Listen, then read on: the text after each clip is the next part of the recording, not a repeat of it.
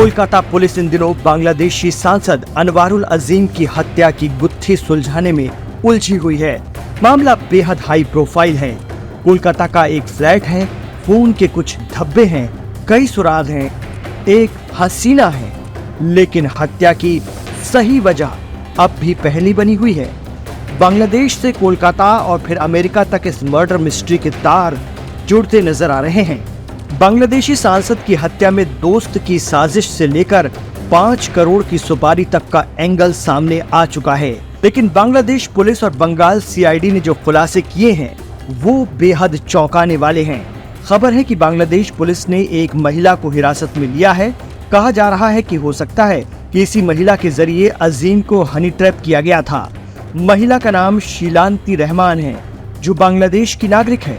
Bangladesh police के सूत्रों का कहना है कि शीलांती इस हत्याकांड के मास्टरमाइंड अख्तरुज्जमा शाहीन की प्रेमिका है। जिस समय सांसद अनवारुल की हत्या की गई वो कोलकाता में ही थी और 15 मई को इस हत्याकांड के मुख्य संदिग्ध हत्यारे अमानुल्ला अमान के साथ ढाका लौट गई थी। पुलिस सूत्रों का कहना है कि अख्तरुज्जमा ने सांसद को बांग्लादेश से कोलकाता बुलाने के लिए शीलांती का हनी ट्रैप के तौर पर इस्तेमाल किया था। इस मामले में बांग्लादेश में गिरफ्तार आरोपियों के बयानों के आधार पर शीलांती को डिटेन किया गया है। पुलिस का कहना है कि अनवारुल अजीम को शीलांती ही अपने जाल में फंसाकर उस फ्लैट में लेकर गई थी, जहां उनको मौत के घाट उतारा गया। पश्चिम बंगाल सीआईडी ने भी इस मामले में पहली गिरफ्तारी की है।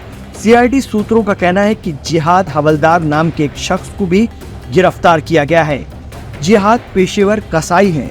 उसे हत्या के मास्टरमाइंड अख्तरुज्जमा ने इस काम को अंजाम देने के लिए खास तौर पर मुंबई से बुलाया था। सूत्रों के मुताबिक जिहाद को 2 महीने पहले इस काम के लिए हायर किया गया था और मुंबई से कोलकाता बुलाया गया था।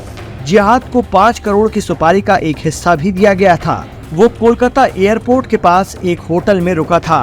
बांग्लादेशी जांच एजेंसियों का मानना है कि सांसद की हत्या उनके ही एक पुराने मित्र अख्तरुज्जमा ने कराई थी। दोनों एक समय में कोलकाता से ही सोने का अवैध कारोबार चलाते थे। फिर दोनों के संबंध खराब होते चले गए और बात मरने मारने तक जा पहुंच गई। अख्तरुज्जमा के पास फिलहाल अमेरिका की नागरिकता है।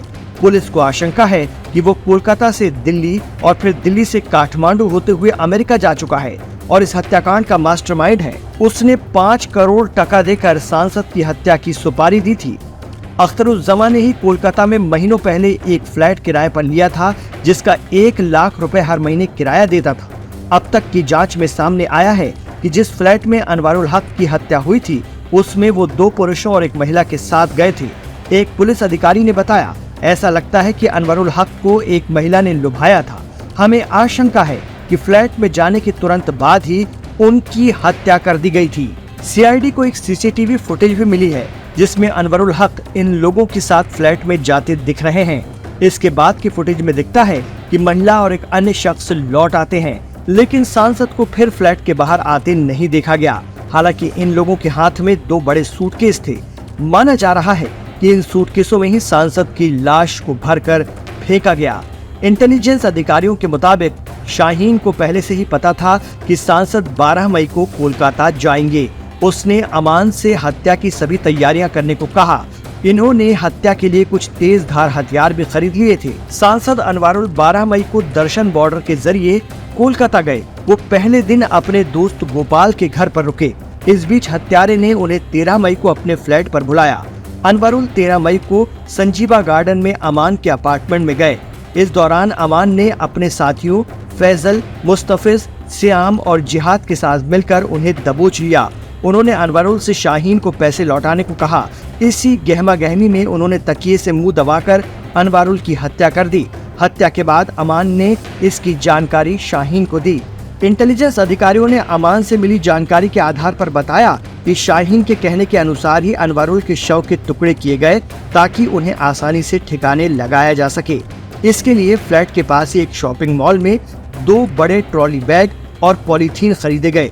इन पॉलीथीन बैग और ट्रॉली में शव के टुकड़ों को रखा गया। घटना की रात शव के टुकड़ों को फ्लैट में ही रखा गया। इस बीच हत्यारे बाहर से ब्लीचिंग पाउडर लेकर आए और उससे फ्लैट में खून के धब्बों को साफ किया।